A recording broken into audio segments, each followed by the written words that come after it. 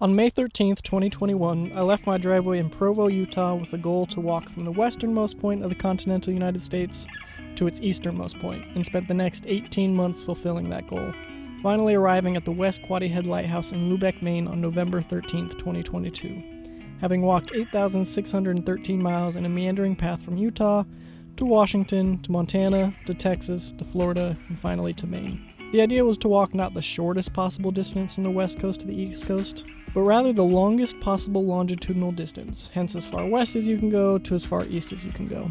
Today's video covers day 81 of that journey, waking up 10 miles down the road from the westernmost point of the 48 United States on a largely empty back road leading to Cape of Lava on Washington State's Olympic Peninsula.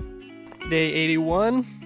Slept better last night, wasn't quite as damp. Plus, I don't know if you can see, but I'm far enough away from the road. I decided to travel down this path for a couple hundred feet to get away from the highway. That the noise of them driving by didn't wake me up.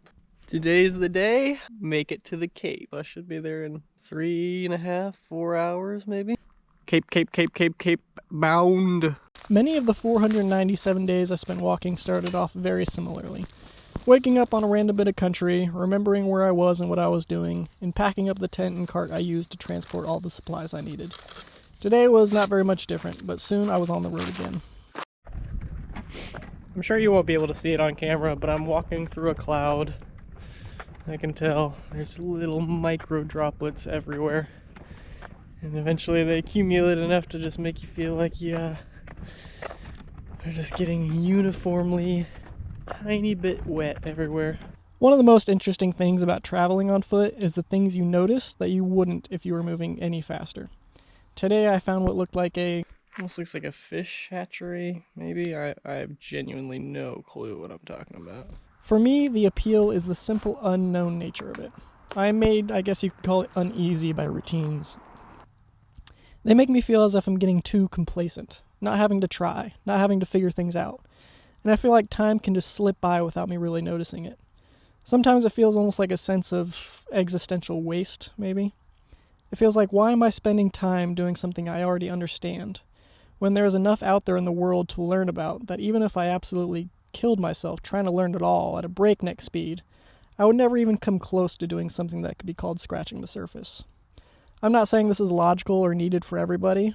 All I'm saying is that it doesn't really matter what I'm doing. Just so long as it happens in an order I've never done it before, a place I've never been to before, or in a different weather pattern even than I've done it in before. It still brings a sense of stillness and satisfaction to that part of my brain that is insatiably curious for greater comprehension about my circumstances. My circumstances being the planet, the entire pool of things I could be doing with my life, all the options. How can I feel content acting if I don't know what all the options are? It doesn't matter that what I'm doing is exploring a bunch of pools and pipes I found in the woods on the side of some infrequently used road.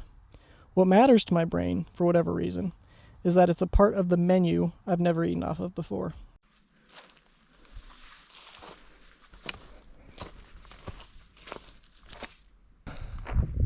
No idea.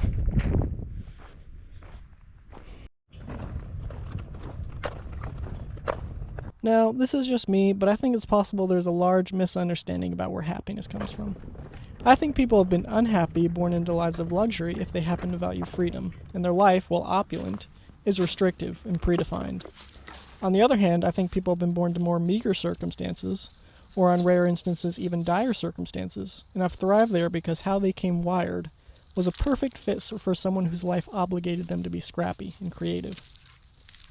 They might even face bigger struggles when they've slayed all their dragons of poverty and circumstance, and found the biggest dragon of all was a lack of purpose.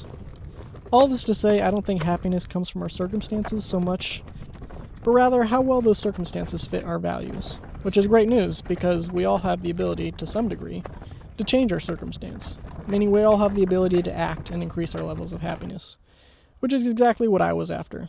That's what the journey was to me, an unusual pursuit of some variety of happiness, a pursuit that worked for me. Not to arrive at happiness, but to be happy while I traveled to nowhere in particular. Happiness isn't a destination, and being happy didn't require me to be somewhere. For me, it just required, most of all, a constant change of location, or in other words, movement. Oh, is that Ranger Station? 3.8-ish, 7, I don't know, miles worth of boardwalk and trail, and I'll be at the Cape, the westernmost part of the 48 United States. I arrived there shortly before my brother, who I knew was planning on making the drive from Utah to Washington to walk that last stretch with me to the western terminus of my journey, which actually worked out perfectly because he was going to be driving my car there, and it would be a place for me to stick my cart. Sorry, your wallet got stolen. Yeah, that was kind of a booger. So that I could leave it there safely while we walked with just like a backpack and water bottle out to the actual Cape. Which is exactly what we did after he arrived. So after packing the cart, we were able to start walking out to the Cape.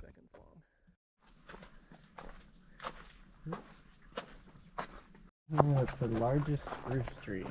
How's it? Yeah, this is crazy. Big dead tree. That's huge. Okay, yeah. You're screwed. I'm like, nope. Didn't notice it recently. Good. Maybe.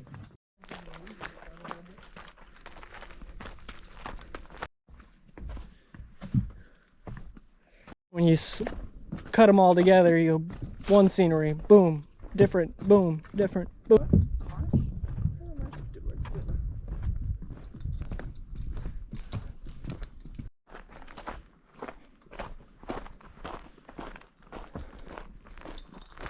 It does sort of look like a rotting banana.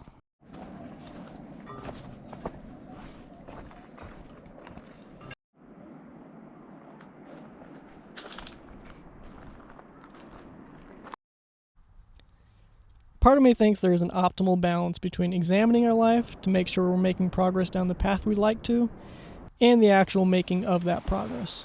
I think it's likely most of us get caught up in the doing of tasks. Somehow we decided to load up on our plate without evaluating often enough if those are indeed the things worth spending our finite time on. At the end of our lives, will they have mattered? Will they have resulted in anything consequential? If not, they might be worth examining again. That's why I and many of us like landmarks or milestones, because they are a natural reflection point that makes us take a mini deathbed inventory. Am I on a trajectory that my deathbed self will be satisfied with? Have I been frivolous with my time? Kind of corny sounding, but many of the things that really do matter we assign the label corny to. Probably because they scare us, and if we mock it and demean its realness to us, it helps us be more okay with not taking it too seriously. That's a balancing act too. We're not meant to be walking around somber all the time, but that doesn't mean we can't have things that are important to us, like happiness. If I'm not exactly 100% sure where the westernmost point was, I at some point was there. For now, I'm officially headed east. The western journey is over. See those footsteps? Man turning around. That's right. Going the other direction now.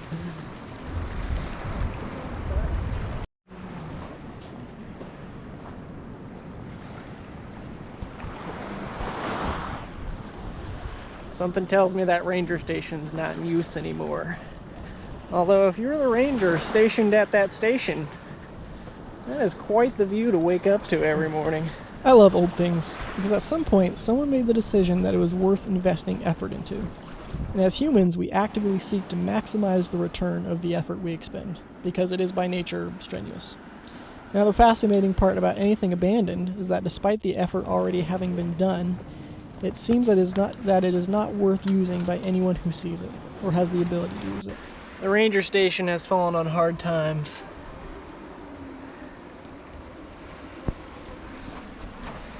Tragic. I imagine they probably felt like they had to get rid of it because the beach is just eroding.